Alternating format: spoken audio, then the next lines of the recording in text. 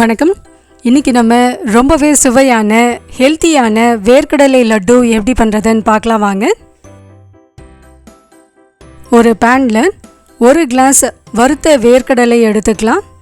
வேர்க்கடலையோட இந்த தோலை நீக்கிட்டு இது கூட சேர்த்துக்கலாம்.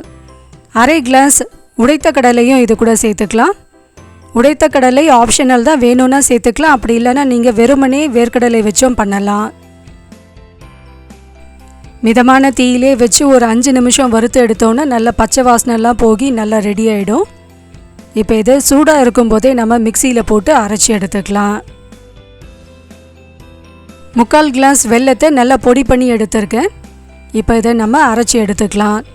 பாதி அளவு இந்த வேர்க்கடலையை மட்டும் எடுத்துகிட்டு 2 ஏலக்காயை இது கூட சேர்த்துக்கலாம். பாதி அளவு வெல்லத்தை இது கூட சேர்த்து நல்லா தூளாக பொடி பண்ணி எடுத்துக்கலாம். மீதம் இருக்க அந்த வேர்க்கடலை வெல்லத்தையும் சேர்த்து அரைச்சாச்சு. இந்த மாதிரி நம்ம பாதியாக பிரித்து அரைக்கும் போது நல்ல ஸ்மூத்தான பவுடராக அரைக்க முடியும். அட் அ டைம் எல்லாத்தையும் ஒன்றா சேர்த்து அரைச்சோன்னா அதுக்கப்புறமா கம் மாதிரி ஆகிடும். இப்போ இது கை பொறுக்கிற சூட்டில் தான் இருக்குது. கட்டிகள் இல்லாமல் நல்லா உடச்சி விட்டுட்டு 2 ஸ்பூன் நெய் சேர்த்து இதை உருண்டை பிடிச்சி வச்சிடலாம். பொட்டுக்கடலையை வச்சு மால் லட்டு எப்படி பண்ணுறதுன்ற ரெசிபி நம்மளோட இன்னொரு சேனல் S2C குக்கிங்கில் ஆல்ரெடி அப்லோட் ஆகிருக்கு. மறக்காமல் அந்த சேனலையும் விசிட் பண்ணுங்கள்.